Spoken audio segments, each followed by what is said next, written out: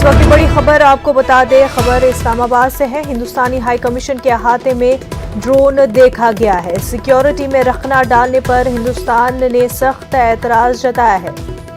काफी बड़ी खबर आपको बता रहे हैं, हिंदुस्तानी हाई कमीशन के अहाते में ड्रोन देखा गया है। इस्लामाबाद के हिंदुस्तानी हाई कमीशन अहाते में ड्रोन देखा गया है।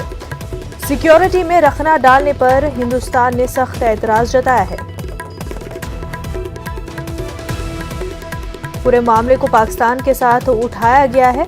आपको बता दें, सिक्योरिटी कंसर्न्स के हवाले से ये ड्रोन का मिलना काफ़ी बड़ी बात है और इससे सिक्योरिटी जो है हिंदुस्तानी हाई कमीशन में वो खतरे में पड़ जाती है।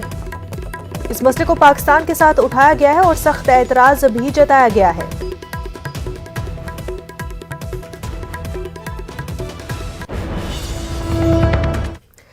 कोरोना वबा के